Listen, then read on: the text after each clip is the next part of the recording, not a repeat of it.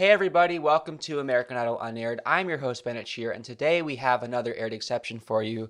And you definitely know this contestant. Please welcome Nicolina. Hello. Ooh, a singing intro. I like it. Yes, always. How's it going? It's going great. I've been keeping busy. I've been, you know, living the post-idol life, all the things. Yeah. How is post idol life? It's good. For me, it's been really good. I've been able to play some shows. I started working on some new music, just trying to, I guess, keep the dream alive and keep that buzz, keep it going. It's a crazy bubble you guys are in for a long time. And then Yeah. you're just back home and you're like, wait, what happened? Exactly right. And for me, especially, I got to stay there for like the whole, I guess, duration because Yeah. I was top five and then we were in the finale the next week. So I was basically in LA filming for 2 months ish. Yeah. So, to be back home after that, it's like culture shock, especially because I'm back in Canada and, you know, See, I'm so curious. It's like I want to start with you getting approached for the show and where that started, but I really want to know where music started for you because obviously we don't have American Idol without amazing talent, people who know that they've want to sing since whatever age. So, how old were you? Where did it start?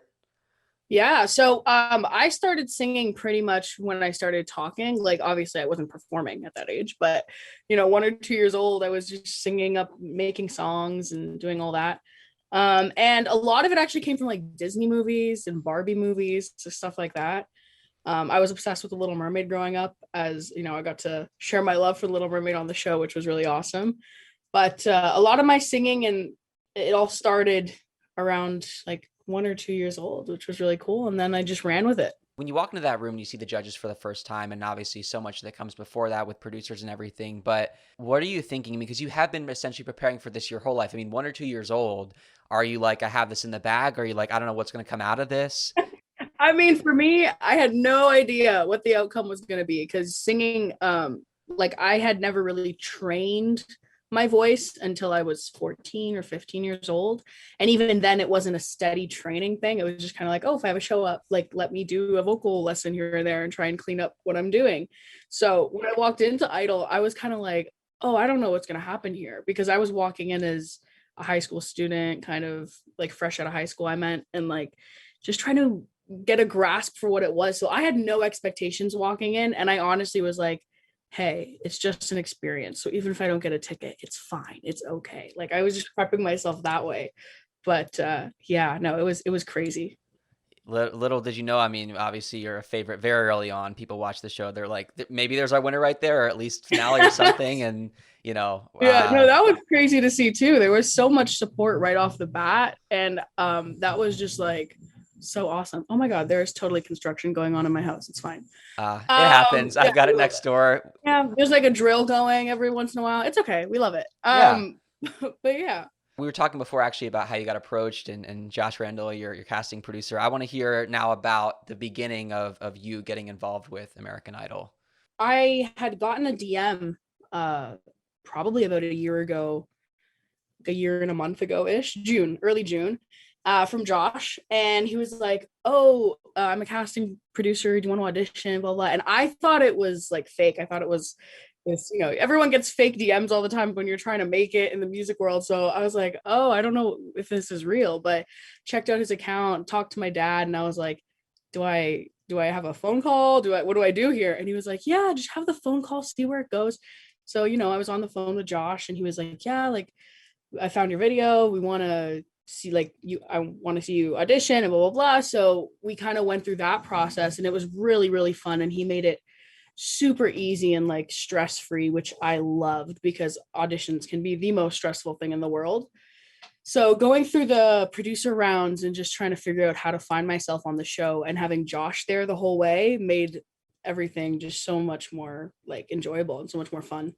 And one thing that's really unique about him is, I mean, I know that there's about a team, I think 5 or 6 of them that find you guys. And some singers, they don't go through casting, they try it themselves, but he really helps kind of develop you guys just for the audition alone to make sure that you go in there with the right songs, knowing who you are, because it's a big deal. It's one audition, but one audition, it can change your life. Exactly. And that's exactly what I kind of thought going into, like when he was talking to me, just like, hey, be yourself, just kind of prepping me for it too. I was like, okay, this is like happening. This is real. Like American Idol is one of the biggest, if not the biggest singing show out there. And now I'm auditioning and it's just, you know what I mean? There was just no, it was just like crazy, crazy for me. I couldn't believe it was happening until I got on the Zoom with the producers and just like, hey, everyone, how are you? Yeah. Had you watched a lot of it before? I mean, being from Canada, they think they had Canadian Idol for a while, or they probably screened American Idol Yeah. there. Well, they had Canadian Idol for a while. I don't think it lasted very long. And if it Yeah. did, I was way too young to audition at that time. But I had always watched American Idol growing up and kind of like me and my sisters would just go on YouTube and just binge watch auditions, just whether they were the funny ones or, people that ended up making a career for themselves. We just binge watched auditions. And that was super cool too, because it was like a full circle moment for me. So yeah, it was really cool. And despite it being such a thorough process to actually get to the judges, I'm sure that every step of the way is just kind of like, wow, like to make it that much further, I'm sure very surreal. So many people this season alone, I mean, I think they've had to have broken some records, at least for the last couple seasons on ABC, as far as how many people tried out, like 100,000 plus. Yeah, crazy numbers. And we talked about that a lot when we were, I mean, just on set or Hollywood Week or wherever it was. A lot of the contestants would just be like, so we, like, even at top 20, everyone was freaking out because we're like, there are over 100,000 people that simply put in a video or auditioned, and we are the 20 out of that 100,000 people. So, even making it to the first round of auditions was huge because we were told how many people, kind of auditioned or had put the Idol Across America stuff together. And that was a surreal moment for all of us. By the way, I would love to hear about some of your initial song choices in the producer rounds because I don't know how many. I'm sure that you went through several different songs and producers. Yeah. So my first, I had two Zoom, I guess, auditions after I connected with Josh. So it was some of the casting producers, I believe. And then I moved on to Megan and, the higher ups and all the things. So in my first Zoom, I had actually gone in with She Wolf by Sia and California Dreamin' by Sia, like the Sia version. So two Sia songs, and I was like, all right, let's do it. I was excited about it. And they seemed to have loved both. And then when I had got to the Zoom with Megan and all the other folks, I gave them choices. I was like, okay, I have 3 songs for you guys. I have She Wolf, I have California Dreaming, and I have She Used to Be Mine. And the first like interaction I had with Megan was her saying, oh, I want to hear the Pie song. And I was like, oh my gosh, okay, this is happening. It's like, I was like, this is She Used to Be Mine. Like I've been singing this for the last 2 years of my life. And, I'm using it for an audition now. So I ended up singing that. And then basically as soon as I finished, she was like, yeah, we're going to have you come down to LA and audition for the judges. And I didn't know what to say. So in the Zoom, I was just like, oh, okay, thanks. But, inside after I got off the Zoom, I had like a cry, I had like a moment. And then, yeah.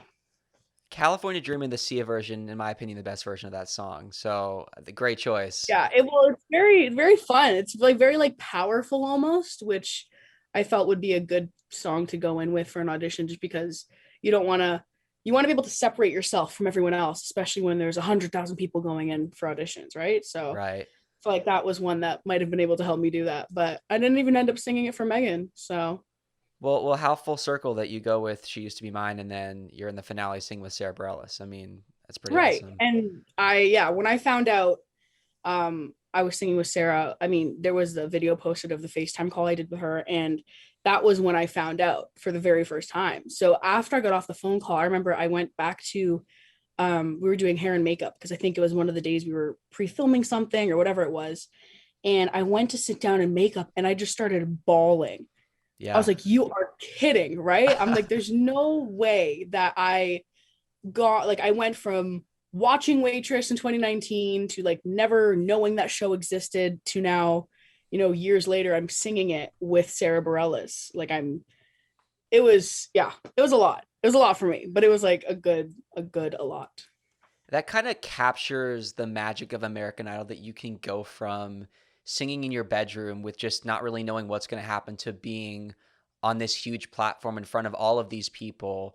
Whether it's just your solo performances or the duets that you had or the mentors you got to meet. I mean, look at all these people in addition to the following you had on TikTok, and now all these TV viewers at home that now know who you are. And this is just going to be an insane year for you and every year to come after that because of a show like Idol that just propels you. Right. And that's the crazy part too, because as soon as like I came home, it was like I couldn't even go out in my town without someone being like, oh my God, Nicolina, oh my God, American Idol. And it was super, super cool for me because I'm like, people know who I am. Like I've been working for so long at just singing and, trying to make this dream happen. And now it's like it's coming to fruition, which is cool. It's like I can go to the grocery store and 6 people are like, oh my God, can we get a picture? And Yeah. it's just super cool for me. I think that's like one of the cooler parts of this whole process. I think the timing of everything where it's like the show's been going for 20 seasons, and admittedly I think everybody sometimes is watching a show like this that goes on and they're thinking like, is there really more talent out there? Like every year, like can this year top last year or the year after that? And it's like, yes, and you hear these voices and it's like, how have they not been discovered? But I guess it's really just about timing, because for any artist who's just been working at this their whole lives, you're thinking like, when's this going to happen? When's it going to work out for me? And timing, you never know. And like, this was your year. Exactly. And for me to like going through the whole process, me personally, I kind of thought I was like, like is this the time? Like like I'm doing this now, but is this it for me? Like, there's so much I guess thought around if you're in the right place at the right time. But if American Idol taught me anything, it's that everything happens for a reason and that the universe has a plan. And me being on the show on the 20th season was part of my journey and part of my plan. So, I can't question it too much, but it was definitely a thought that popped up. Yeah. Any prior experience with competition shows or considerations of doing any other things before Idol? Yeah. So, the last season of America's Got Talent, I had actually made it to the judges round and I sang for them like on the stage and everything. And I ended up getting 4 yeses and it was like a big thing. So I was like, oh my God, I'm going to be on AGT. I was like, that's so weird. And then it didn't quite end up working out for whatever reason. And then literally a month after I found out I was like done with AGT, I got the message from Josh and he was like, hey, want to audition? And I was like, yes. Yeah. I'm like, yes, I do. I want to audition. See, So how crazy is that? I mean, because again, like as a viewer, we're obviously watching it for the first time, thinking like, okay, this girl can have this in the bag, and then to think of AGT not airing you, but it really is like, if anything, I've learned about doing this podcast. We're talking to the contestants that did not get aired, and just the talent that is coming through of people that did not get shown is insane to me, and really eye opening, because there's only so many hours that ABC can fill, or in AGT's case, NBC. There's not even always like a specific reason, I don't think. exactly. And that's why going from, I guess, show to show, it kind of taught me like what was meant to happen for me. And you know what I mean? Because I got those 4 yeses. Like Simon Cowell had nothing but awesome things to say to me. And in that moment, I was like, oh my God, this is it. This is my moment. But then, you get home a few weeks later and they're like, maybe next time. So it's crazy. And then even on the fact of like how many people don't get aired on this show, like I met so many people in Hollywood Week alone that were just, I thought could have won the season, but they never got aired, never, you know what I mean? And in my head, I'm like, oh my God, like I got lucky that I was able to, get the airtime that I did. And it was crazy for me too to watch the season unravel because you've been through it, like you've seen how it worked. Right. So it's just like the whole process was absolutely insane in the best way possible. But Oh yeah, you're filming countless hours, days and days, and then it's like what we think is a long 2 hours to sit through on the couch is just a montage of what you've been through for just like you're there yeah, for like 2 weeks 18 in hours. Hollywood, right? No, but it's cool to watch that unravel too and how they piece it together. Like I remember watching the duet episode with me and Christian, and we had gotten our duet partners right after we had finished genre round. So I was the last person to sing for genre round. Like I closed the whole genre round.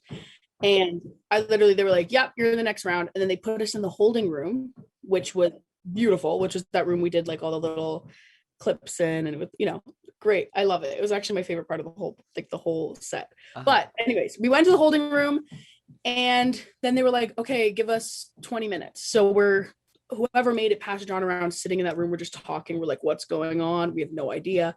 Then they come out with like this that like board with all of our names on it and all Yeah. the photos. And we're like, oh, duets. So I remember like I had not talked to Christian, I had not nothing, and they were announcing the duets, and I was just like, oh my god. So we went straight from John around to rehearsing our duets like overnight. So me and Christian, we got into there and we were like, okay, we're choosing a song. Like we both need to sleep. We both very much need to sleep, or we're not gonna be able to sing tomorrow. And we ended up choosing the prayer. And then we went back and forth for like half an hour. I'm like, do we learn the Italian? Do we just do it in English? Like, what do we do here? So we without even knowing what we wanted to do, we went into one of the vocal coach rooms and we were like, okay, we're doing the prayer. And then we like basically built this, the arrangement we did on the show, and we were in and out. Like we rehearsed in 3 hours and we were in bed. But there were some groups that went till like 6 a.m. and just didn't sleep. So it's crazy because you guys see it like, oh, they finished and then they got to rehearse, and then you know what I mean. Oh yeah. But Well, it worked out pretty well. Whatever you guys did in those I three mean, hours. yeah, I was happy with it. I was and I wanted to sing the prayer on Idol. When I went into Hollywood Week, I was like, I don't care when I sing it. I'm like, I want to sing the prayer. And I Yeah. was so lucky to get to do it with Christian because he's phenomenal. That's everyone knows he's just has the most stunning voice, one of the most stunning voices I've ever heard. Yeah, I mean another AGT connection. He's on in 2017, and then 5 years later makes it on Idol, and it was interesting. I mean, he made it to semifinals that season, and but still to get to see him again. Yoli Mayer was on that season, and then to get to see her again. There was a lot of people that got to kind of hop between shows, which was cool too because we all got to kind of like swap experiences, and yeah, but that was cool. Okay, so auditioning in front of course, Simon Cowell, where you're binging YouTube videos as a kid, so to audition for him is, I'm sure, surreal. But then Mhm. on that panel of AGT to say, you got a comedian, a model, an actress, Howie, Heidi, Sophia, but to then go to Idol where the panel are all artists, I'm curious, obviously you have the same goal in mind, but is it different, when you're walking in front of a different kind of panel of judges? It's definitely, I feel it's way different. I feel like because with something like AGT, it's a variety show, like it's a Right. talent show. So if you're going to go in as a singer, which a lot of people go in as singers, you need to be able to appeal to the general audience and just not someone who knows music. But walking into American Idol, it's like you're walking into 3 very established artists who know music inside and out. So it's a little different because it's like on AGT, I got to show my artistry and I got to be who I wanted to be, but it was like, oh my God, I have to choose a song that people are going to like. But for American Idol, I kind of went in there and I was like, I resonate with this song. This song is very me. And I got to show my artistry rather than a song that I thought people would enjoy. So that's kind of, for me anyways, that's how the two shows like compare. But yeah. When you arrived in LA, I sort of know now by heart sort of the day 0 process, and then you're either day 1 or day 2, and then break, new people come in, new day 1 or day 2. Yeah. Which crop were you? Were you like the first group of people, or did you come in later in the week? I was day 1, very day 1 of LA, like real day 1. And I was last on my day, so I had to wait all day. So I remember our holding room was outside. It was nice. It was LA, but it was also October, so it got really cold at night. And I remember it was me and like whoever the last like 5 people were. We were sitting outside and we're just like, oh my God, I wonder how many tickets they gave out today. Oh my God. Like we were just stressing because you're near the end, right? And we don't know if they had like a number to meet or right. There's just so many things happening in that moment. And also we were freezing. So we're like waiting, just anxiously waiting. And I remember they moved us all upstairs where there was heaters and stuff. And I was stressing out because I'm like, I am dead last. I'm like, that's a lot of pressure. And it was just like, if you're closing the show, you got to go out with a bang. And I was scared. I'm like, these judges are tired. These judges have heard every song at this point. So I went in there and I was like, hey guys, okay, how are you? But we got to see, it worked out, I guess. Yeah. I was like, good morning. Yes. Yeah. Did you enjoy this sort of day 0 filming extravaganza 180 room moment like this room, all the different fun activities? No, that was actually super, super cool. And kind of going into day 0 where we were just doing interviews and stuff and, B-roll and all the things. I promised myself, I'm like, I'm not going to cry. I'm like, I'm not going to do it because these shows get you. Yeah. And I remember it was the day of my audition and we did the 180 room and I had no idea what was going to happen. And my family pops up on the screen and I'm like, I was like, don't do Oh it. God. Why? And then they were you know, they were asking us, like the producers were like, oh, so how proud are you? Like, are you excited? What is this moment for? And I was just like, I'm so proud. And I just started bawling. Yeah. And I remember my dad was like behind there was like a curtain so they could have all the, you know, the dark. So they had the screen pop up really Right. nice.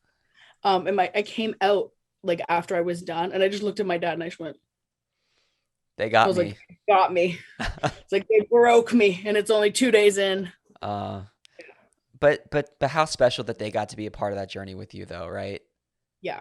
And I'm very grateful for that. Like I'm a very family first kind of girl. Yeah. So the fact that, you know, my cousins were on the screen and my grandparents and, you know, like I had my dad with me and my sisters were texting me the whole day. It was just like, I was like, it's like they're here going through it with me, which was probably, it made the process so much easier because I'm like, I have people in my corner in a room where the competition is very fierce. So it made me feel safe. And then when my sisters got to start coming out to the live shows and stuff, that was cool for me because my sisters had never been to LA. My youngest sister had never been on a plane, period. So I remember I seen them. It was a long day. I think they got there before top 14 reveal. That was the first time they came, I think. And I got home from, you know, just interviews and doing the whole thing the whole day. And I just got to my hotel and I was like, oh my God, my family's here. So we were pulling up, we had like the van that transported the contestants. Right. And we got to the hotel and just looked out the window and they were all just standing there and they were like, hi! And I was like, oh my God. And I like ran Yeah. out of the van. It was like a whole thing. But it was super cool to see their faces too, because it's like, I've been so excited about this and I've been telling them about it, but now they get to be part of it, which was really, really awesome. Yeah. No, to go from them on a giant screen to actually there on the set, another sort of Yeah. full circle, like, wow, look at this, guys. Like, and even the progress, because at the time that you were filming that moment in the 180 room, those auditions are back in October. Now we're talking April, May, you're still here all these months Right. later. Exactly. And that was super cool too, because at that point, I feel like I think it was like 2.5 weeks before I seen them. And I've never been away from my family. Like even for school, I stayed home, like everything. I've never been away from my family for longer than like 2 days. So I was on the phone with them every day. And I'm like, are you guys coming? Are you guys coming? Like the show's like on Sunday. Like, are you guys coming to see it? And then I remember they were like, yeah, we're coming. So it was just, yeah, it was cool. That was like having my family there was, again, I've said it already a million times, but it was like the best part about being on the show is that my family got to experience it just as much as I did. Wow. Um, you know, again, back in the auditions, I mean, you know, having family by your side, but also embarking on this new journey with all these new people and auditions, you're meeting maybe a third of who you're going to meet in Hollywood Week. But just from the get-go in LA, who do you remember meeting? Who were some fast friends? I want to hear about the memories waiting before your Yeah. audition.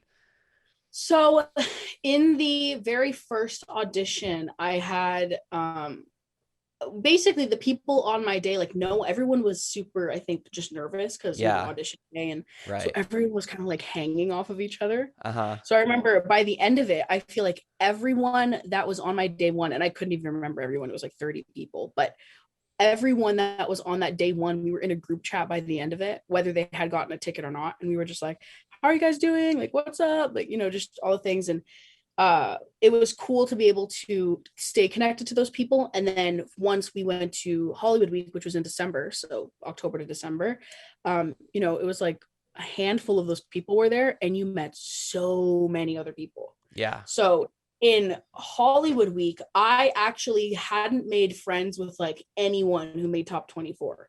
Wow. So I remember meeting them. Like I remember Tristan Gressett came up to me after John around and he was just like, you're the coolest person ever. I'm like, he's like, can I have your Instagram? I'm like, I don't have my phone on me, but yeah, like follow me, I'll follow you back.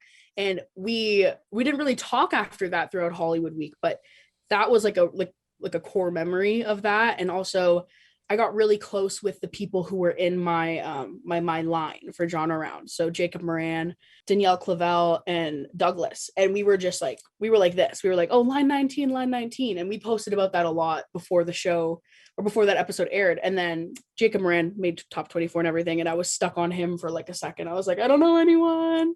I was like, how are you? Yeah. But you meet so many people and it's so cool because a lot of them want to stay connected. And I'm one of those people who, like, if you become friends with me once, it's like, I'm going to be friends with you forever. Yeah. Like, I'm going to stay in touch. I'm going to text you. I'm going to, you know what I mean? And there was people like that in Hollywood Week too. And it was so cool just to be able to like see what they did after the show or see what they did when they got home. And I don't know, it was just like meeting people was very eye-opening for me as a singer because it taught me like how to find my artistry, and it taught me like where do I sit in the music world and who do I mesh with, and just a bunch of things. It was a lot of like learning in that whatever week we were there in Hollywood Week. So many people to the point where like I mean I've been trying to track down people from the beginning since I started the show, and I keep finding more and more people, and I don't know if I'll ever be able to figure out the final number of how many people made it to Hollywood Week. I'm guessing it's between 150 and 200 or something like that, but we didn't even know, like, yeah. To be fair, I couldn't even tell you because there was like a lot of people. I know by the end like going into like the results for top 24, I think there was 59 people left. There was top 59. But before that, I could not tell you. Oh yeah. Just to be around other people with the same passion as you, who you may go on to collaborate with, who you can become inspired by, it's such a melting pot. And as you were just saying, I mean, trying to navigate who you are in this industry, trying to figure out who you are as an artist, you're building connections here, just to be in that huge, huge arena must just have been so overwhelming in the most positive way. Oh yeah. No, it was, I remember stepping into Genre Round. I went in with the mentality of like, this is a competition. I'm like, I can't make friends. I like, you know what I mean? Like I'm here to win this thing. But I literally went to the theater, and after an hour at the Orpheum, I was like, okay, I'm like, I just found my people. I'm like, I can't be cutthroat here now. No. So I'm like, I want to see everyone do well. Right. So I feel like that was the case with a lot of people too, because people kind of like let their guard down and they were like, oh, let me come make friends here. Let's exchange phone numbers and talk. Right. And you know what I mean? It became like you were at like a high school situation or like a music camp. And yeah, it was really cool. Especially those first 2 days of Genre Challenge. It's like a free concert. I mean, it's one performance after the other. These are long days, but to get to be treated to all of that music and the acoustics of the theater being there in person, I mean, yeah, nothing that was insane. I love live music, and I'm a sucker for just like a piano and a voice or a guitar and a voice. So to get to sit there and just watch everyone do their thing and just be in their element was so like, it was so cool. Like I can't even describe the feeling because it was like you felt their passion just radiating off of them. Right. And just coming into the theater. So I thought it was like a magical thing, like a magical moment to watch and be a part of. Do you remember any standout performances that you watched from the audience? Ooh, first one that comes to my head when you say that is Danielle Finn. When she, like, I had not met her yet, but she sang Easy on Me. And I remember I was sitting in the front, and because she was a minor, she was like one of the first people, but I was sitting in the front and I was just like, oh my God, I'm like, this girl can sing. And, as someone who like loves Adele and sings Adele like religiously, I had never heard someone in my circle at home like slay an Adele song and just like take it and make it theirs. And when Danielle Finn sang Easy on Me, I was like, you're kidding. I'm like, this is it. I'm like, this is the place where I need to be. This is where everyone's gonna just kind of become like one unit here. Oh yeah. So hers was a standout for me, for sure. And there was a bunch of other ones too, but like hers just kind of immediately. Yeah. Jordan Sparks, was she your mentor for the whole alumni thing? Yes.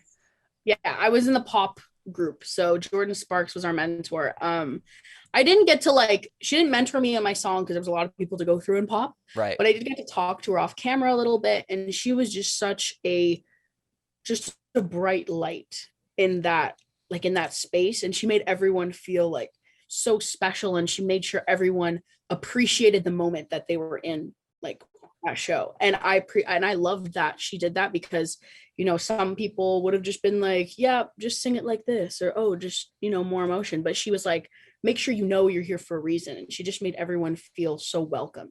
How about that live performance of One Step at a Time?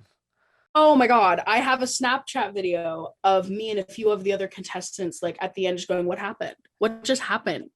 And I get it back in my Snapchat, like my flashbacks every once in a while. And I'm like, oh my God. Wow. Oh my God. Yeah. Yeah, pretty surreal that the show's been going that long, and it's like these people that were competing 10, 15 years ago went through the exact same thing. I mean, the show stuck with the format pretty consistently. They know exactly what you guys are going through. I think Hollywood Week was a good time for them to bring in mentors who have been on the show. Yeah, exactly. And it was, I feel like because of how fast paced Hollywood Week was and, you know, how much stress we were under, even though we were having so much fun, to have someone like Jordan Sparks come in and just talk about her experience and talk about how you get through it. And you just, you know, one step at a time, like you take it Yes. easy. She was the perfect person to have there. Getting through genre, which as big of a cut as it is, I think that all of you guys, must have been just relieved to make it. I mean, I think it was like they cut at least half of you guys. And then obviously getting paired with Christian, we talked about, it sounds like it was a pretty smooth rehearsal process followed by an incredible, memorable performance the following day. Thank you. Of course. Yeah. Any standouts from the other duet performers that you remember? Ooh, Tristan and Cameron's duet had to be easily like the funnest performance, most fun performance I've ever watched in my whole life. They were just like jamming. Like it didn't even feel like they were nervous. And the way they kind of flipped that song was so perfect too. I was like, these are artists. Like these are Yeah. people that I'm gonna see their name in lights one day. Like Yeah. that was again one of the examples that came to me first. And obviously so many singers that we didn't get to see, unaired contestants. Do you remember from that talent pool in Hollywood Week anybody that stuck out to you who didn't get aired? There were a lot. Milo Bolin comes to mind. And Yes. me and him got super close. He only made it to genre round, which I think was not okay. He should have gone all the way. He's one person that I remember hearing him sing for the first time, and I was like, you're kidding. I'm like, his voice was just like butter. It just happened. And when it sounded so effortless. And yeah, I was really upset when he didn't make it past drawn around. I was like, he got robbed. But like he was one of the people for sure. Jordan Blue, he was awesome too. Mm-hmm. Me and him still talk quite often, but I heard his voice too, and I was like, oh my gosh. I'm like, there's just something so like special about it. And there was a lot of contestants like that, and you just heard their voice and you were like, they don't even like need to go any further than where they went because they're gonna be fine. Like they're gonna make a name for themselves. We've gotten to watch so many people emerge out of this show and grow. And I mean, my gosh, Noah, who won the whole thing. It's I like know. the fact that his friend signed him up for the show, that was insane and amazing to watch. And you know what, with Noah, like I remember we had a conversation closer to, I think it was like top 10 and after. Every commercial break before we would go up to see who makes it to the next round, and I would just say, I'm like, you're gonna like win the whole thing. And he was like, no, I'm not. Like, I'm gonna go home. I'm like, you're not. I'm like, what you're not understanding is how good you are. And it was so like, I tell that story to like everyone who's like, oh my God, Noah. And I'm like, yeah, because he was the most humble and he was just so deserving of it because he didn't even know what he was capable of. Like he went up on stage and he held the whole audience at one point with his voice and a guitar. And I was like, to be able to do that is pure artistry and pure talent. When he sang Stay by Rihanna, that was a game changer for me. Yeah. No, that was the first time I had actually heard Noah sing. Uh-huh. I don't know how I missed him for like genre round and duets and stuff, but that was the first time I heard Noah sing. And I was like, oh my God. I was like, this is like, because he didn't stick himself in a country spot, which was nice. Right. And he played with other genres. So it was like, we got a taste of who Noah was without him just being like, I'm a country singer or you know what I mean? Yeah. Not to mention, I feel like not that having COVID is something to celebrate, but the week that he and Fritz got sick was quite, in my opinion, some of their best performances came that week, Yeah. and it's Yeah, wild. you know what? And I think it was because it was raw. Like Yeah. Landslide, when Noah was saying that, I was just like, I was like, this is just amazing. Like it doesn't need the whole production. I'm like, this man can hold a room with his voice and a guitar. And I think that like for anyone who can just hold the whole audience in the palm of their hand with just their voice and an instrument, I think that's like a very special sort of talent. Showstoppers slash Green Mile. You walked in that room and you didn't sit down and they said you're in. What was that like? I thought I was going home. I thought What? I was the second last person to get my results. So it was me. So Hunter Girl went in before me, then it was me, then it was Dan Marshall and Dakota. So I went in and I was like, oh my God, oh my God, oh my God. And I was like, when they didn't tell me to sit down, I was like, oh, they're just tired. Like they're just gonna tell me to hit the road. And I was like, you know what? It's been a good run. So when they kind of like shook my hand, I was like, then they were like, oh, welcome to top 24. And then obviously, we seen the reaction on TV, but And if I remember, they cut it together where they actually place you earlier in the episode. So it was a long day for you, but for the viewers, it was just like, all right, we know this girl's going to make it. So let's put her early in the episode. I mean, I don't know. I mean, yeah, it's see, like for you to say that to me too is like surreal because when I went through every round, I was like, oh my God, I'm going home. I was like, there's so many talented people here. I'm like, how do you compare? right. And but no, like that, the Green Mile round just threw me for a loop. I just threw me for a loop. To go from three people deciding what's going to happen to you to however many millions of people are voting. I mean, I wonder what that adjustment is like to go into performance knowing that it's not about these three people anymore. They can give their opinions, but they can't do anything about it. Exactly. And that was probably the scariest moment of the whole show is just going from knowing your fate is in the hands of the judges to knowing that there are millions of people now who are going to decide where you end up. And I remember before we went into that the first like live voting results episode, whatever it was, I was like, I didn't think I was going through because Canada can't vote, and I was like, a lot of my votes and a lot of my people right now are obviously hometown support, as a lot of people had on the show. So I was just like, I remember that day I was just so out of it and I was like hugging everyone and I'm like, I love you guys. I didn't know what to do, but then when I heard my name I was just kind of like, what, sorry? For the first few voting rounds I remember just talking to like the people I'd bonded with and I'm like, guys, I'm like, this is it. I'm like, I'm not getting any votes from my hometown. I'm like, where are they coming from? So for me, because I genuinely didn't think it was going to be like, oh, the Canadian who's on the show is going to get pulled through. I thought I was done at top 20. I was like, this is it. I was like, I'm gone. So Hawaii must have been a blast. it was. I had never been to like a tropical, like, like a beach vacation thing. So that for me was really, really fun. And my song selection for that round specifically was one I will remember because I went through like 6 songs before I landed on Elastic Heart, which was a whole story. It was a whole story. So I had gotten COVID not right before, but a few weeks before we went to Hawaii.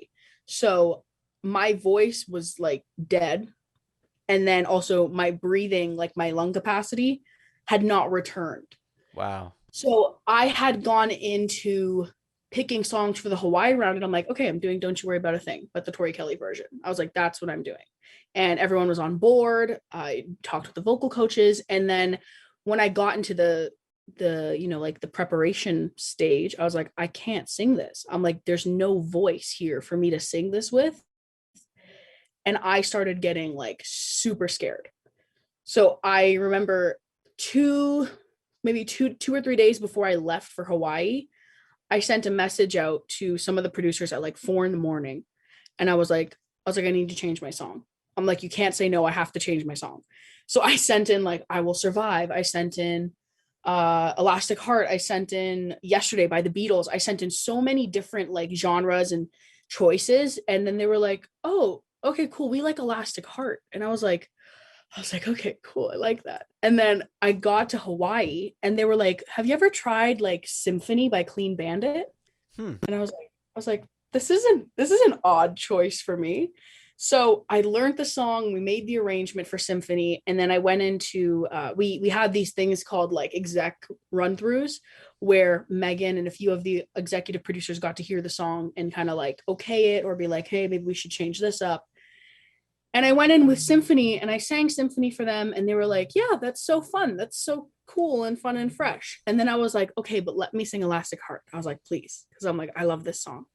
And I sang Elastic Heart, and I remember like the energy just shifted in the room. And I was like, okay, I'm like, this is the one. And they Yeah. were all like, yeah, they're like, if you don't sing Elastic Heart, we don't know what you're doing. I remember the song selection for Hawaii was a moment. And it shows what any artist needs to be able to do in this business, which is fight for what they believe in. Obviously, you're very lucky to be with a crew that's supportive, that wants to Exactly. help you guys pick songs that are right for you. But you knew it was right. You had that instinct. You followed it, and look what happened. Yeah, exactly. And I feel like if I had gone through with either Symphony or even Don't You Worry About a Thing, I would not have ended up anywhere near top 5. Hmm. So I'm again, everything happens for a reason, and I'm a firm believer of that. This show has proven that to me time and time again. Yeah. And the mentor session, pretty cool, right? When I got into my mentor session, I remember it was me and Hunter Girl, and we were sitting there waiting just to kind of go up.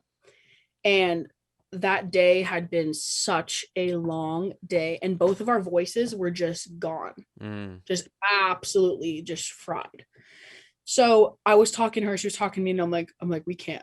We can't. Like, this is not gonna go well. And I remember I got up and I sang for Jimmy, and he was just like, whoa, like wow. Like he hyped me up so much, and it really lit a spark in me for that performance. So I was like, okay, I'm ready. Like, it's like I can do this kind of thing. I loved him as a mentor. I thought he showed up and he cared about what he was doing. You could see it. Yeah.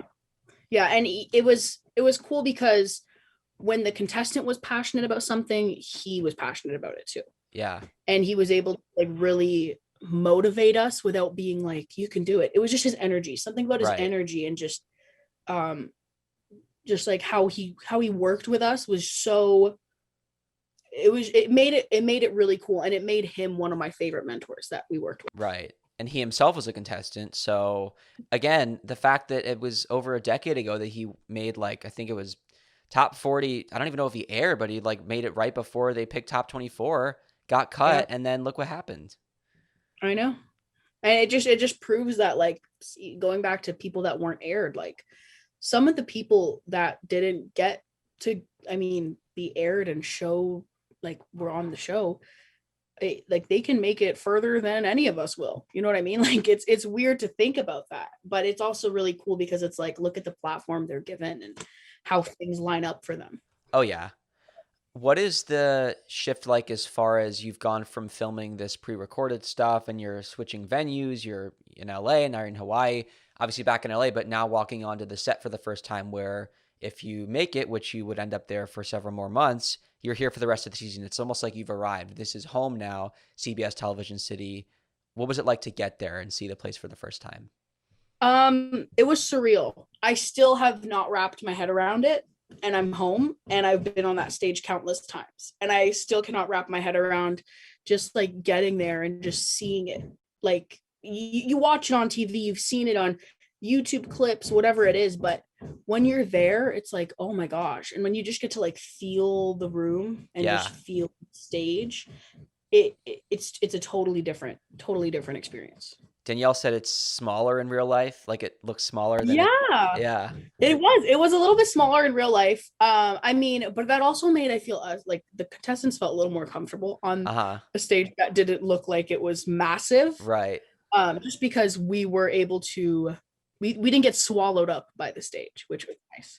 The first episode from that set was pre-recorded where they're just doing the results from Hawaii to get into top 20, and then the following Yeah. episode was live. So was there any difference in how you guys felt? Was there an extra nervous energy going from one to the other?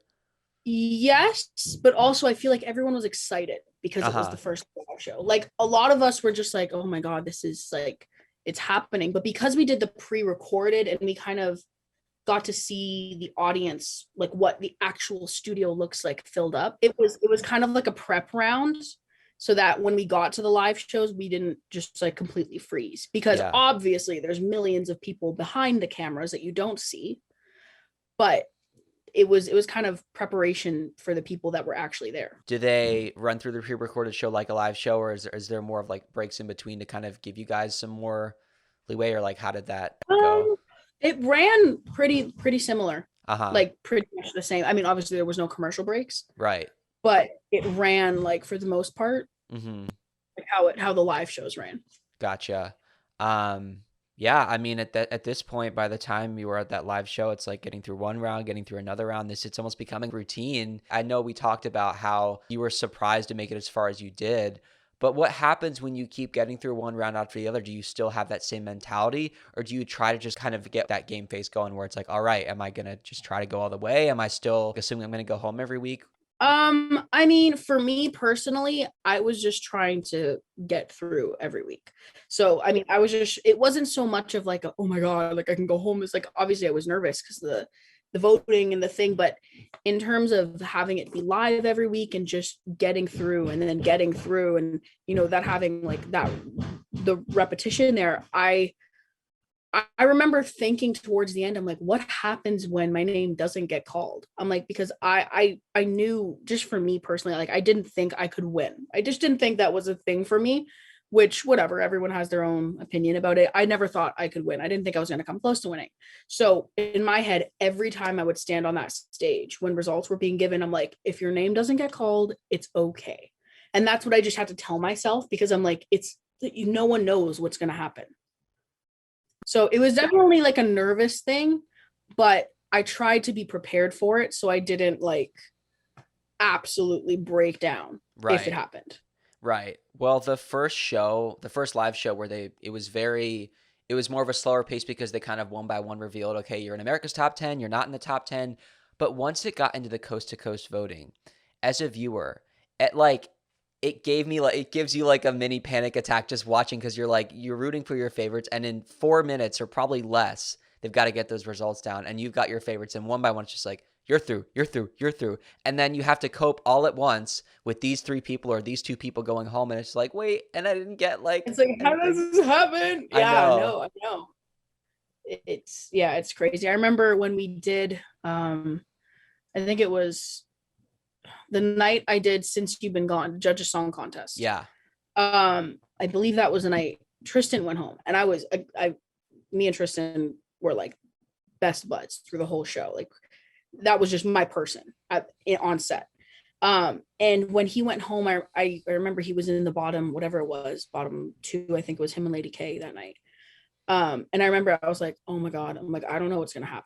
I was like, they're both so talented in their own way, and like I didn't know how to feel. So that was I was just crying. I couldn't do it. And then when I heard that Tristan's name wasn't called, I was a mess. And like I was a bigger mess when he went home compared to when I got voted off.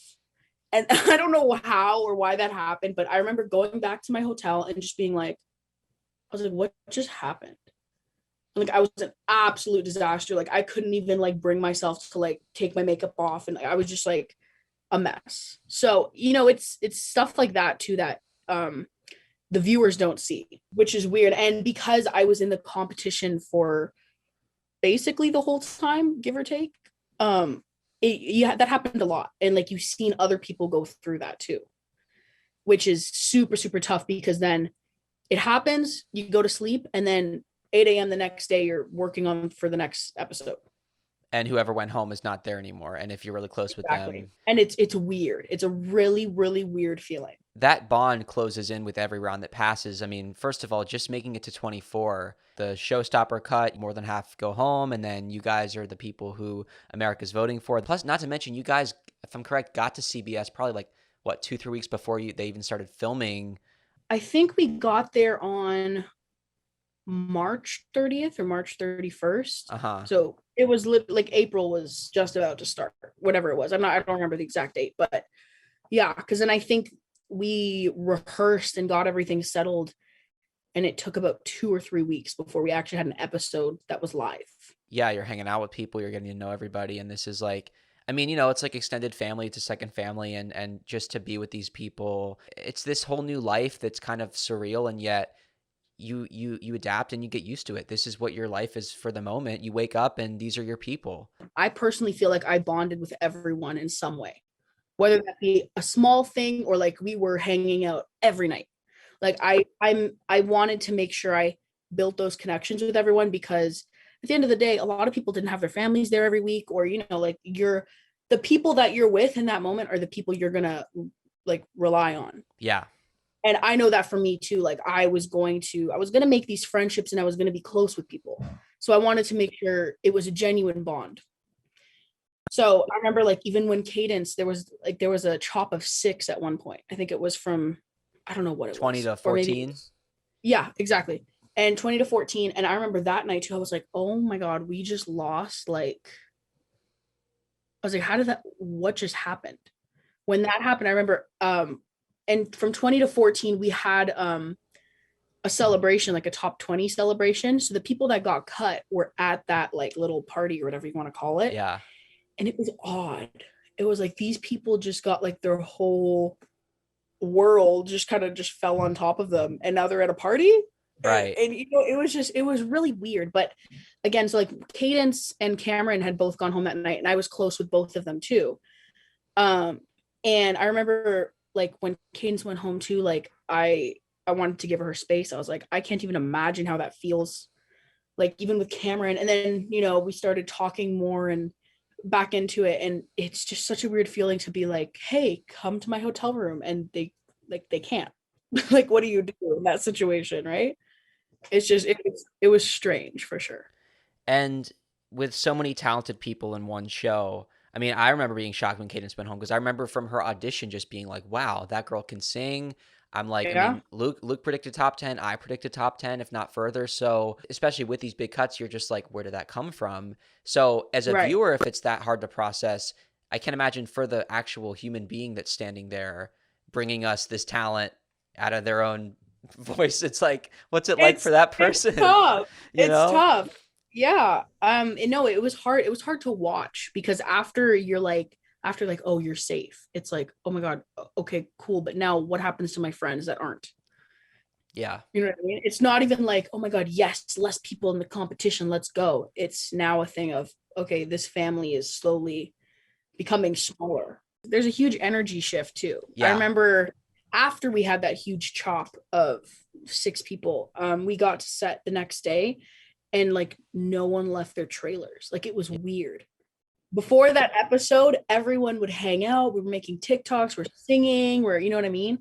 But then I remember we came to set, and just the whole day, everyone was just silence. It was really strange. It was very, very strange for sure. Just going back to the Tristan thing. When he was eliminated, again, I was a disaster. I didn't know what to do with myself. It took me 4 days to recoup from him not being there. And then literally 3 days ago, I got to see him, and he was in Toronto. So I was like, come over. I'm like, we're singing, we're doing stuff. Just come to my house. And when I seen him, I had come back from a 10-hour rehearsal. So I was exhausted. It was like literally 10 p.m. and he's in my house with my family.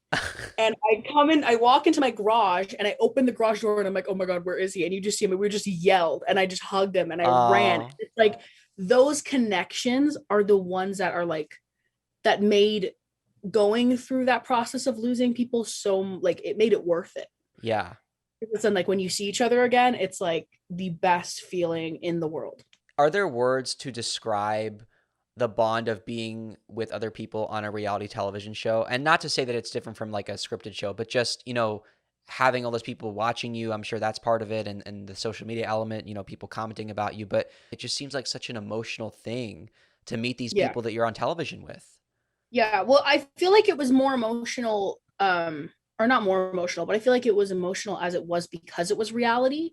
Like we weren't playing characters. Right. We're getting us. Yeah. And like even when we go back and watch the show, it's not like, oh, this person is playing a character. It's like, no, like I hang out with this person every day. Yeah. So it's weird because it's like, if we were playing characters and, we're watching a show or we're whatever, it's different because it's like, oh, the character left. But it's like, this is a real person with real feelings that has made real connections with everyone here. So it's like, I don't even know how to, there's not really words to describe it other than the fact that what you seen on camera for the most part is what you got. And that's what we like. That's what we felt too. So that's why it was, I think, very, very emotional. And also, as exhausting as it must be, understandably, I mean, you're all very grateful to be there, but the long hours and just the what it takes to produce a 2-hour episode every week. I imagine at the end of the day, when you are just beat, those are the people that you want to be with, and Right. just sit in the hotel room with, jam out, or watch Netflix or do something to just wind down and escape from being in front of cameras. Yeah, exactly. And that's why even when we had days off and stuff, it was like, you'd think we'd be in our beds, like sleeping and just not wanting to talk to anyone. But those were the days where I would like text the girls and I'd be like, okay, we're going to get our nails done. What are we doing? Who's like, how are we getting, you know what I mean? Or it would just be stuff like that too. So it was, I don't know. It was almost like high school for me, or like college, like going to college. It's like you're with these people and you're on your own, and these are your like this is your family now. So yeah. Had you spent any time in LA before doing Idol? I'd gone for AGT, but that was Right. quick. That was literally like I was there for a week. I auditioned and I was out. So I didn't get to do much exploring, but because we had some time with Idol, I got to do a little more, I guess, LA living. And how did you feel about that? What was it like? I actually loved it. I mean, some people complain, they're like, oh, it's like, it's sketchy sometimes or whatever. But I loved it. I felt like when I got to LA and when I started like settling in, I was like, oh my God, like I'm thriving in this environment. I'm like, I'm doing what I love every day. Like I feel good. I'm like, everything was just working for me. I loved it. I'd love to go back. I'd love to live there for some part of the year, or you know what I mean? Like Yeah. yeah. Yeah, me too. I asked you that question because I've asked a lot of people lately for a friend. Like I'm wondering. I'm like, what's it like? It's a question that a lot of creative people ask themselves. Do I want to go to LA? Do I want to go to New York? Do I want to stay where I'm living and try to Right. thrive here? I don't know. Yeah. I mean, I'm lucky because I'm literally right outside of downtown Toronto. Right. So for me, like the music scene is still hot here. Like there's a lot of room to make my career happen here. But kind of stepping from this environment where I'm just like, I know this producer through this person, so let me work with him, or this show's happening, so let me do this, then versus going to LA and being like a public figure in a way. It was like you're creating your dream, like your dream is happening, you're in real time. So I feel like that's why I loved it, because I was just living out what I wanted to be doing with my life. When it does sort of become this new normal that you are waking up every day, going to set, and you either have an on-camera day or you're off camera, but kind of getting into that routine with these new people, what was your favorite part? I mean, whether it was actually being on live television or the stuff that went into the behind the scenes, and what did you enjoy the most about being a part of that environment? Um, for me, I think it was just the stuff that the audience didn't even see. It was just the behind the scenes, the moments that we had just as friends hanging out. And even just the fact that we had a routine. Like for me at home, because of COVID and stuff, I didn't really have a routine. I was like, wake up. If I have a class, go to my class. If I need to go pick something up, I go. But at Idol, it was like, wake up nice bright and early, get to set, vocal coach, hang out with your people, you know what I mean? Like it was a great routine, and I felt like it kept everyone in check. Yeah. And I kind of love it. And since I've gotten back, I had a few weeks where I kept my routine. I was like, I'm going to be productive today. I'm Yeah. going to do something, right? But then the last few days I've just been like, whatever. And I almost miss it. I'm like, I almost miss what I used to complain about. So it's funny. It's weird. I hear you have this contestant manager who is really funny and cool, who would always make sure you guys were in check. Amy, is that right? Amy, yeah, she's the best. Okay, so we had our contestant managers and like production assistants and people that helped with everything. And like Amy was hilarious. And she was kind of like, I don't even know, like, I wouldn't even say the mom of the group because she was like that fun aunt of the group. And she just like, she made sure we were fed and we were hydrated and we were rested and we were feeling good. And she was just such a blast to be around all the time. And you know what, everyone on set that worked with us, like we made friends. Like I follow all of them on Instagram. Like I check in with them, they check in with us. And it's just really cool because it's like your idol life didn't end when the season ended. It's still it still trickles on, and it's still like people still are like, oh my god, how are you, I miss you. Yeah. How, so it's, yeah. But no, Amy was a hoot and a holler, and TV missed out on Amy, I have to Uh, say that much. I just wonder if when you go back to your life at home, if you hear like either her voice or maybe there's other like voices in your head of people almost like telling you what to do. Like when you feel like you need more of a routine, like you have somebody saying, drink your water or go do Yeah, this, do yeah. your homework, like, No, take care of exactly. yourself. Like there's one, I remember because when I got home, I started doing a bunch of shows just around my town and just trying to keep it going. And on set, if we were like hungry, we needed a snack or we needed a drink, there was this little station called Crafty. Yes. So all of the production assistants or anyone, they would be like, oh, are we doing a crafty run? Or they'd come to the trailers and knock, like, doing a crafty run. So when I'm doing my show days, it's weird. It's like, oh my god, like that was almost something I missed. I'm like, no one asked me if I wanted to go on a crafty run. I'm like, I had to go down the street and get my own Gatorade, and I Right. couldn't even go to crafty. And it's just like little things like that make being back at home like an adjustment. Well, the fact that Idol's such a well-oiled machine with these people who have been there for forever in some cases. I mean, Patrick, Megan, and the fact that they do care, they stay in touch, that's special. Yeah, exactly. And it even, like, that's what almost makes it bittersweet leaving too, is because it's like, when am I going to see these people again? Right. Like, if I'm not, like, I can be in LA and be like, hey, I'm here for a bit, let's grab a coffee. But it's different because it's like you're not spending 16-hour days with them anymore, and you're not, you know what I mean? So it's definitely an adjustment, but they made it memorable for sure. Well, I feel like that's why it's so important for you guys to soak up every moment, because whereas you could be saying, "Oh, these are the longest days. I need 5 hours to myself, 2 days a week." It's like, no, you Mhm. don't sit by yourself in your trailer. I mean, if you need a break, yeah, but you spend the time with these people who you're not going to get to see all the time. I mean, visits, yeah, Exactly. but you soak it in because if it is music camp, you don't get to go to camp all the time. No, exactly. And American Idol is like a once in a lifetime music camp. So, it's you take every moment for what it is. And that's something I, before going on the show, I would struggle with. Like I would never take photos, or I would like not really take videos of stuff that was happening. But when we were just offset screwing around, the first thing I did was whip out my phone so I can look back at these memories. I'm like, I'm gonna miss this so much. And there's just like moments, when we were all back as a top 10 for the finale getting ready, there were some really really funny moments. Like, I'm trying to think, Leah filmed me having like a laugh attack, and like me and Jay, so we were at the Roosevelt filming with Flo Rida, Yeah. and I was trying to tell a story. And when you're just telling a story and you just can't stop Like laughing, like to you just flow can't or get, oh, just to the contestants, just to okay, the contestants. yeah. Yeah, no. But I was trying to tell this story and I could not get like 3 words out without absolutely laughing. And I don't even remember what the story was. I don't remember but Leah has this video, and I look back at it every once in a while. She sent it to me. I'm standing absolutely losing my mind. Jay was sitting on the couch beside me, losing his mind. And Leah's sitting there with the phone, like shaking because Yeah. she's laughing. And it's just like those little things, and like getting to look back at that. It's just like, it's really special, and it makes me miss it.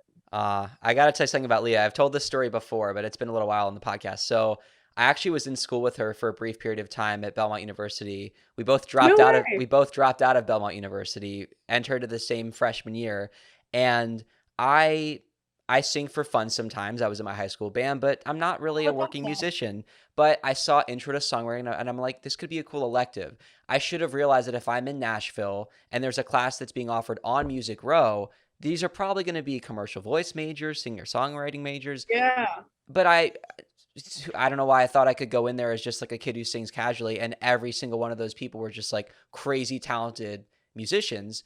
Oh And my gosh. But if you so enjoyed it, that's all that matters. You I don't need to be enjoyed it. Yeah. there. Then you know what? Mission accomplished. Yeah, but Leah Marlene was there, and she first day she pulls out her song, and I'm like, that girl is a star. I mean, we carpooled together. I still like have her phone number from the hey, are you gonna be in this parking lot, Oh, whatever.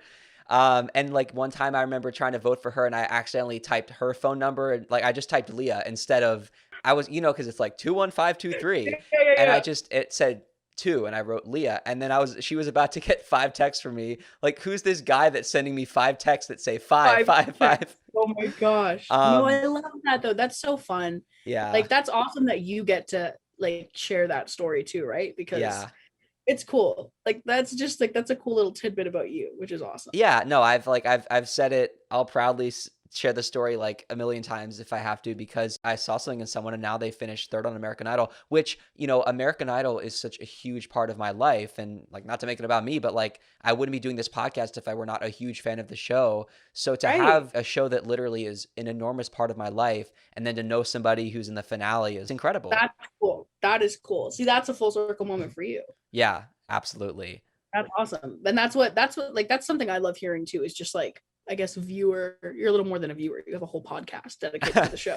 But I'm saying like any like viewer stories or people that watch the show and like they share stories sometimes with the contestants over DM or whatever it is. Right. And those just make my heart smile. And I'm like, Uh, oh my gosh, it's like we're all connected. It's like right. we're all just enjoying it, which Right. makes everything so awesome. I'm sure every season has their own like dynamic between the contestants and the viewers and stuff, but this season feels like most of the contestants almost like want the viewers to like experience it like how we are, which is so fun. Like I know we loved going live, we loved Yeah. all the behind the scenes stuff. And I remember having a conversation with one of the producers or one of the production assistants, whoever it was on the in the crew, and they were just like, you guys are just so close, like we've never seen a cat like a contesting group this close before. And for us it was like, how do you not get this close? How do you not share this with people? You know what I mean? So I literally just got chills listening to you talk about that and think about it, because I, as someone who's watched every season, I've never seen a group this tight knit, and just the level of talent this season was truly remarkable when you think about the buzz it created, the talent that came out yeah. of this season. This is probably the thing that matters the least, but the numbers, which I'm sure they're like, "Hey guys, did you hear we're up this week?" But like I Oh heard yeah, we got 15. that a lot, but Yeah. 50, I yeah, heard 15% once you add in 7-day viewing and Hulu and TikTok and YouTube. I mean, like all you're the part of that, things. Yeah, no, you know? but that was super cool for us Yeah. to like to see that our genuine connection was reading Yeah. over whether it be social media or TV. Like I remember there was one night, I think it was top 5 when they were announcing who made top 5, where me, Hunter, and Leah were on the stage just like in a huddle. We were just like hugging. And like someone had commented about that under one of my posts or one of our posts. And I remember reading that and I'm like, the fact that people paid attention to that and the fact that that read, like people felt that. Like we were in that moment and people felt that was cool for me, because I'm like, this is a thing. Like people are feeling what we're feeling in that moment. And that's a huge thing for me as an artist and as a person. That I remember that night so vividly. I remember thinking, how the hell do we pick between these five people for top three? I was driving back from New York. I'm committed. I vote via text. I vote via the website. I vote via the app. Good. But I'm on the road, so I pulled over to a rest stop. I pull out my laptop, turn on my hotspot so I can get the website votes in addition to the app and the text numbers. And then I I love finally get that. home. I couldn't watch the show live, but I'm like, it's coast to coast. I got to vote somehow, right? So it's finally Yeah. 1 in the morning when I watch, and I remember those results. They were a nail biter. That hug between Leah and Fritz was so real. I'm like, I it broke me. It really did. yeah. I have to say that hug when she fell, I Fell was on the like, oh, floor. I was like, oh my God. like oh my god. I wasn't even thinking about me. I was like Leah. I was like, oh my god. Like I'm so proud. Like it wasn't. And then when Fritz and ugh, I'm gonna cry. No, it was just it was such like that's the stuff Right. that like you remember that. I always try to figure out the balance between I'm the interviewer, but I'm also the fan, and I'm telling you that I had you in my mind for Yeah. top 3, so I'm admitting that. But it was hard, because No, but you know what? It's everything happens for a reason. yeah, That's the theme of this episode. Everything happens for a reason, guys. yeah, But yeah. I don't know. I was happy with whoever had made top 3 at that point. And I think we had that conversation too. Before the episode went on, we were just kind of like, whatever happens tonight, like we're all winners.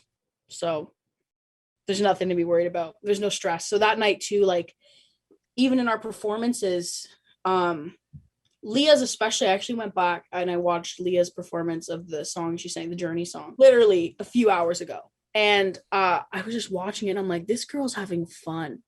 I'm like, she wasn't worried about anything. She was just having fun. And even with Fritz, with like he was working the stage, like he dropped the guitar, like he lost the guitar for that performance. And I was like, it's like, we're just having fun tonight. I was like, whatever happens, like I was like, I'm happy to go out on this episode because I'm having fun and everyone around me is having fun. It's what's bittersweet to watch is like knowing that the season is over, but looking at what it's done for the show's history. And honestly, me wondering what it's going to do for the next season, the year after, because 20 seasons in, I can't see this show ending anytime soon, given what just happened this past year. Yeah, no way. I feel like this show is going to be one of those shows that just lasts forever. And I'm okay with that. When I talked to Josh in the interview, he said there's some really funny, cool marketing stuff coming up for the show turning 21. We're legal now, Yeah, no, that's so cute. Like I love that. Like even being part of the 20th season because it was the platinum season. Yeah. Like it's just, and watching even in comparison to last season, the season before that, it's so cool to watch how the show evolves. And there's always something, I feel like for any future contestant, for someone who's going to be on next season, there's going to be things that they experience that no one else has experienced in the history of Idol.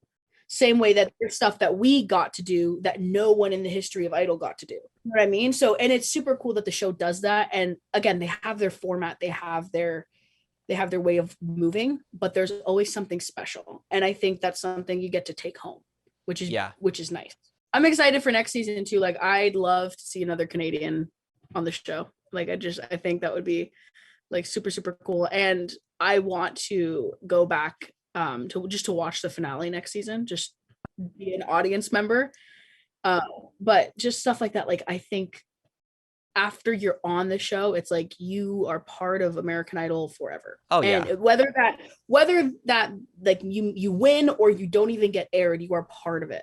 Oh yeah. And I think that is just a really special thing about the show. And that I think it separates this show from other competition shows. There's probably so many lessons that you learn just from the amount of time that was spent, but where do we begin as far as what you take away from your time on Idol?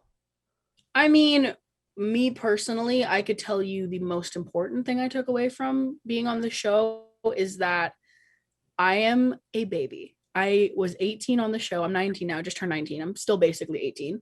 But I'm so young. And it really set in when I was talking to the other contestants. They're like, oh, I'm 23, I'm 20. I was like, you know what? 2 years, like for me to turn 21 in 2 years is a big gap, and a lot can happen in 2 years. A lot can happen in a month.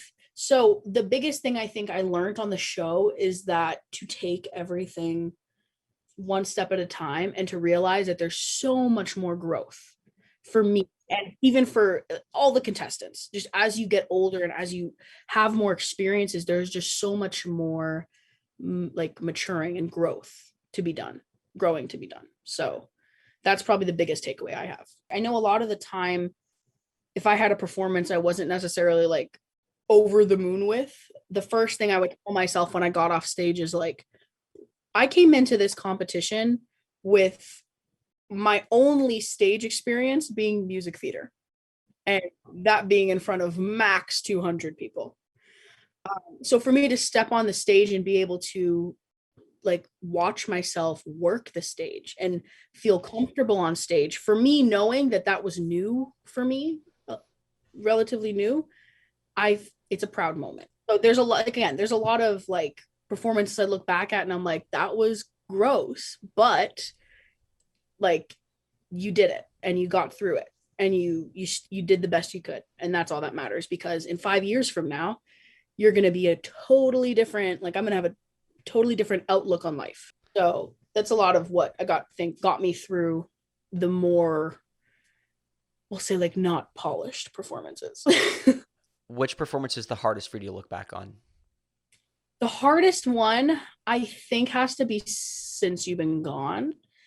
And I say that because I didn't really want to sing that song, which is weird. Like I ended up singing it. It was fine. I ended up singing it, but I had prepared the Celine Dion song. So I prepared My Heart Will Go On. And I was so excited. And I was like, oh my God, I'm going to get to sing a Canadian iconic song like Celine Dion, the whole thing. And then I ended up going with Since You've Been Gone, which is a song that is totally out of my world and is totally not something I would, I think, do with my career. Not to say that it's a bad choice. It's just not my choice. So I think that one's the hardest because I look back and I'm like, in my head, that was a wasted performance. So, which again, everyone has their opinion. Some people tell me it was their favorite one, which I love that. Thank you. I'm grateful. But for me personally, as an artist, I know what I want my career to look like, and what I see for myself, and that wasn't necessarily part of it. Are you proud of yourself for taking the risks and doing things that are out of your wheelhouse, just to kind of say, I can do this? 100%. Yeah, I feel like being on this show, like you see people like Fritz, you see people like Leah, you see people like Tristan who have their artistry they know who they are as an artist, and they know what they want. And not to say they didn't go outside of their comfort zone, because they totally did. We all did on the show, but they knew how to say, okay, this is a song by whoever, but it's my version. And I always wanted to be able to do that on the show. And there were definitely moments where I got to do that. But the moments where I didn't were the moments I stepped out of my comfort zone. But then again, I go back and watch and I'm like, you know what? I'm happy I did it, because I know now what to do next time or how to fix it, or, just the whole learning thing. So then if we flip that, what are you most proud of? I mean, what performance do you know is just like you peaked? You know what? I think Light in the Hallway was my peak performance. And I say that because singing that song was a very healing moment for me. And I say healing just because, I guess, of my story and what I've shared with the world about who I am as a person. And that song in particular, not a lot of people knew it. And the people that did know it were like, oh my gosh, you did pentatonics as one person. And you know what I mean? Like it was, but that song in particular was a song I felt safe in. Uh-huh. And a song that I think was like almost a turning point for me as a person. Uh-huh. Because coming off of that show now, where I'm playing gigs and I'm doing shows, I'm finding songs that resonate with me as a person. And that is one of them. So I feel like if I didn't sing that song on the show, I wouldn't have had that little spurt of growth as an artist. Yeah, no, and I like that you kind of touched on, it's not just about the vocal abilities. What it means to you personally, I think, as an artist is sometimes even more important, definitely more important, actually, than however many notes you can hit. Right. And for me too, like going on the show, I think in the first like 2 episodes, I was so hung up on the idea of sounding perfect and not having anything misplaced in terms of a note or, breath or whatever it was. But I think after I started doing the live shows, I started finding out that I'm the kind of person who I could literally sound horrible, but if I connected and if I felt like myself on stage, I feel like I did my job. And there were songs that, again, definitely weren't vocally the best, but maybe like those were the ones I connected with more, or those are the ones that I felt were very true to who I am as an artist. I just want to say, because I know you mentioned your story again, and obviously being on television, it's about the singing, but also the story, and people who watch you, they've seen everything. I personally felt that with every performance that was followed by a package that was, discussing something from your life, that you were singing to whoever you were addressing in the package, whatever relative it was, whoever you wanted to inspire at home.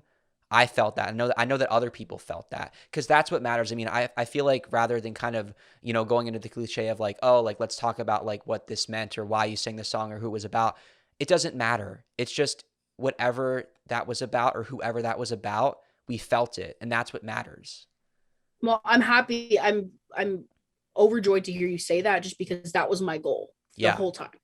I was like, if people that are watching the show can read that I'm genuine and that I'm Yeah. actually just putting myself out there for everyone to see and being vulnerable, Yeah. my job is done. And I'm completely 100% happy with Right. that performance, whether it has been the best vocally or the worst vocally. As long as people felt what I was doing, I'm happy. It resonates, and I feel like I imagine that that's part of why winning doesn't matter. It's because I feel like the goal is to do what I just said, which is resonate. That's almost more important than winning. Yeah, I mean, yeah. If you, as a contestant and as someone who I guess is just a performer in life, if you're able to connect with your audience, you're good. You're like you are, and that even in a big setting, whether any of us make it big, like I'm like a music legend, or we just kind of like our journey kind of stops here. If we've connected with someone, we've done our job. And that's for me too. Like tomorrow I could wake up and music doesn't pan out for me, but I know that I connected with someone and I made someone feel something. So my dreams have been made and my goals have been completed. By the way, so because I know we didn't talk much about the judges, but being in front of Lionel, Luke, and Katie, I'm curious what it's like to just get used to having the celebrity judges just kind of there on a regular basis.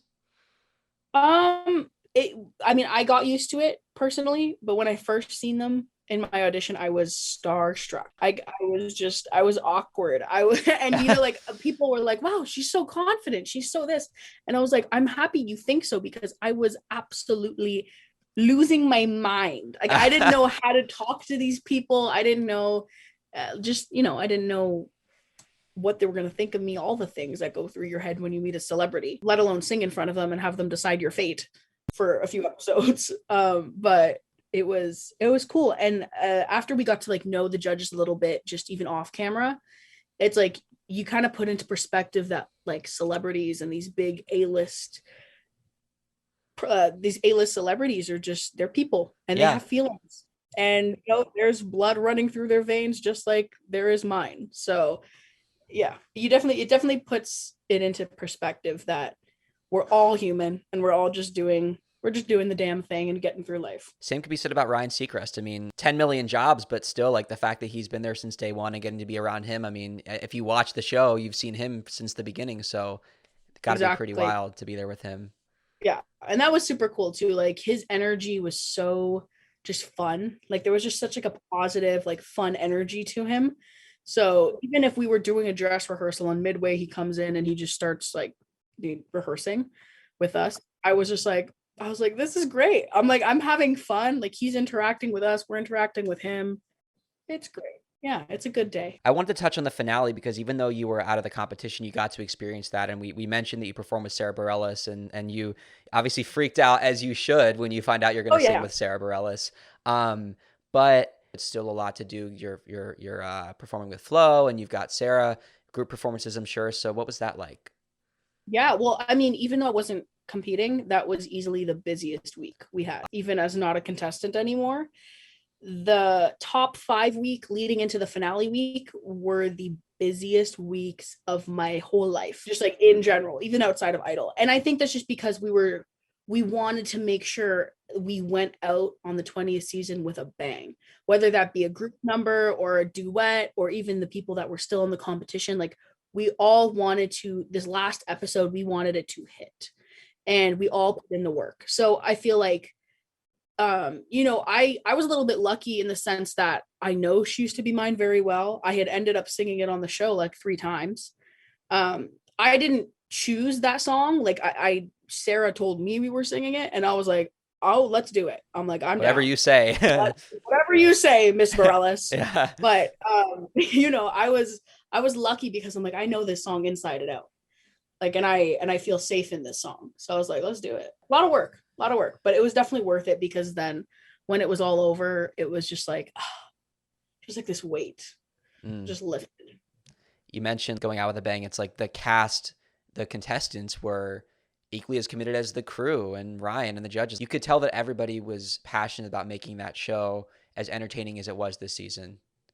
Yeah, and that's what also I think made this season so memorable, is that everyone wanted this show to be just like awesome. Just everyone wanted this season to be so amazing, and we all shared that in common, which was great because everyone wanted to see everyone do well, whether that be backstage or the judges or the contestants. 2 seasons ago, that's when COVID started and they had to do the shows from home. And then last year it was back, but it was sort of this like lower key version with a smaller audience. But to see the set with a full audience again and to kind of see like the show's back, like it was really special. And I really felt that, at a time in the world when COVID, among other reasons, I just felt like we all needed something like this. We all needed a show that would just uplift us. And no matter what crazy story we were going to wake up to, we had this to look forward to, Right. And I think same with the contestants. No matter what was happening in the world, we went on set and we were like, okay, let's put on a show. Yeah. We're going to have a good time. The viewers are going to have a good time. Everyone's going to have a good time, regardless of what's going on right now. And it was a breath of fresh air for sure. Because even if we were having a bad day, the second we got on set, it was like there was a smile plastered on your face for the whole time you were there. Even if we're not thinking at all about anything stressful going on in the world, even if people are having the best time in their life, even if 2022 is somebody's best year ever, they still deserve to have a great show. Well, you know what? And that helped us through it too, because we talked about that a lot, just being like, we're in the public eye every week. People are paying attention to us. And it was stressful, but it was also really, really, really cool to be able to put a smile on someone's face. And I'm glad you said that again. I'm glad you recognize that. I'm glad you feel that way, because that's definitely what we were trying to do. Being there on finale night, watching Noah win the show, to be there and to be up on stage while he's singing the song, to be one of those contestants cheering somebody else on, that must have been pretty cool. The confetti falling down. Yeah, I had kept the confetti. I have it in my phone case. Oh, wow. Oh my God. This is it. It's a real deal. So cool. But no, it was super cool. And for me, because like I said, I told Noah every time, I was like, you're going to win. That's no brainer for me. And when I got on stage after he finished singing and the cameras went down, I just grabbed him and I said, I told you so. He just started laughing. And I was just like, what am I going to say here? But being able to cheer him on and actually live that moment with him, and you just felt like he was just so proud of himself and, for his kid. And it was a really beautiful moment to be a part of, even if it was just a small part. Yeah. And those hometown visits this year, they killed it with those. Yeah, no, I'm jelly belly about that. They got the coolest hometown visits ever. And you know what, I'm proud of all of them. All the top threes they deserve the world. They're so talented and they're all genuine, amazing human beings. Despite not making top three, despite not winning. I mean, I love that we kind of got a glimpse into your world, getting to meet your family, and the fact that you had people come out to see you. I mean, that was cool. We sort of got a glimpse into that on the show. And I think that that's pretty special too, because we saw your connection with what life is like for you back home. And then after the show, once filming wraps, you go back home and you see these people again. Yeah. And it's super cool, like coming home. And one of the things that was huge for me coming out of the show is being able to thank anyone who supported me. And whether that be like meeting them in person or just sending them a DM and just saying, thank you so much for the support. That was a huge, huge thing for me, because I want people to realize that if their support wasn't there, I would not have been able to make it that far. I would not have been able to even I wouldn't have had the motivation to make it that far. So anyone who supported me, whether they voted or not, is a huge part of why I made it to where I am. And then on a more personal note, you have like the family aspect of things and the friends, and you come home and everyone's so happy for you, and you're able to be like, you know what, if I didn't make it, or if I did, like, they're still proud of me regardless. And that carries you through the competition. So coming off the show, I mean, at least production wise, I mean, I feel like Idol loves on forever for a contestant. I mean, obviously time goes on, but like it's still something I'm sure that's just so present in your mind. But waking up on May 23rd and being like, what do I do now? I mean, what's Yeah, life been like? that was the biggest concern for me too. So, you know, like I feel like the second I got kicked off the day after, I was like, I'm not going to let myself feel bad about this. I'm going to make calls, book shows, and just try and keep this going, because if I don't know what's going to happen. So, you know, coming off of the show, I literally got back, and within 3 days I had like an event. I sang at a gala. And then the week after that I had a festival. Then the week after that I had another festival. Then the week after that I had a show where I helped out my theater company that trained me for all these years. And you know, it's been cool, and it's been like performance after performance after performance. And it just feels like, it almost feels like idle again, because it's like every week you're doing something, or you're Right. prepping, Yeah. finish one show and you're on to the next one. Yeah. So yeah, but it's been really cool. Like post idol life has definitely been like really awesome. And also just getting to meet people and connect with them, and just share stories, and even just in the music world, like meeting with producers and managers, and you know, all the things. It really puts into perspective what music is and why you want to do it, and who your people are and who you jive with, and you know, Yeah. all the things. And interesting how it's almost like you kind of took that planning and that prep that you didn't have to do before yourself and taking it into your own hands, booking the shows, calling people up, Yeah, and you know, obviously there's not the crafty person knocking on the door, but I you know, know. but eventually that will happen again. And once we sell at that stadium or wherever we are, it's like, you know, you're going to remember that American Idol's where you started. It's going to be very special. Exactly. And I think you're always going to have those moments where you're like, this show was a huge part of where I am today, A whenever hundred that percent. happens. Yeah. And with every show I do, like I have that to thank, because I know now how to be on stage, and like how to just navigate through life. And just even I had the last festival I played, they were like, oh, we're putting, like, I have an amazing band as well, and just phenomenal. And really they bring all the stuff I did on Idol to life, and they just Uh-huh. make it amazing. But we had this performance and we had this festival, and they were like, oh, we don't have a holding room for you, but we have a trailer. And I was like, oh my God, my trailer. And I remember it from Idol, and like my name was on it. Wow. And just being in the trailer, obviously my whole band was in the trailer. We were squished in there. It was so funny. But being back in the trailer and being back like, oh my God, there's like my Gatorade is here. And oh my Yeah. God, you know what I mean? It was really cool, because it's like you're back home, but you're experiencing what you just did for 2 months. Wow. Yeah. Gosh, it's been a long journey, but really in a short period of time if you think about it in the span of your life. I mean, everything came about quickly, and then Yeah. within less than a year all of this just kind of changed your life. Right. Like I don't, people ask me the whole thing of like, so what did, like, how was it? Did you ever think that was going to happen to you? And you know, if you asked me a year ago today if I thought I was ever going to be finishing top 5 on American Idol, and now I get to perform all the time, and I'm meeting people and doing, basically living out my dream, I would have told you not in a million years. This would not be possible. So it's really cool. And it's sometimes you have those moments where you're just like, whoa. It's like you need to take a second just Yeah. to realize what's happening. Oh yeah. Yeah.